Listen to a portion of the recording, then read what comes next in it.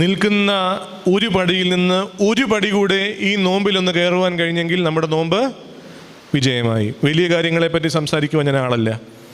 നിൽക്കുന്ന പടിയിൽ നിന്ന് ഒരു പടി കൂടെ കയറുവാൻ കഴിഞ്ഞെങ്കിൽ ഈ നോമ്പ് വിജയമായി. എനിക്ക് വിദ്വേഷമുള്ള അകന്നിരിക്കുന്ന ഒരാളോടെങ്കിലും അടുക്കുവാനോ നിരപ്പാകുവാനോ കഴിഞ്ഞെങ്കിൽ എൻ്റെ നോമ്പ് വിജയമാണ്. എൻ്റെ ഒരു ശീലത്തെയെങ്കിലും ഈ നോമ്പിൽ മാറ്റുവാൻ കഴിഞ്ഞെങ്കിൽ എൻ്റെ നോമ്പ് ദൈവസന്നിധിയിൽ അംഗീകരിക്കപ്പെടും. കാരണം യജമാനൻ വരുമ്പോൾ വലിയ കാര്യങ്ങളൊന്നും ചോദിച്ചില്ല. നീ അതിന് പലിശയ്ക്കെങ്കിലും കൊടുത്തിരുന്നെങ്കിൽ, നിന്റെ ഭാഗത്തു നിന്നൊരു ശ്രമമെങ്കിലും ഉണ്ടായിരുന്നെങ്കിൽ ആ വിളി നമുക്ക് ലഭിച്ചേനെ, നല്ലവനും വിശ്വസ്തനുമായ ദാസ എന്നുള്ള വിളി.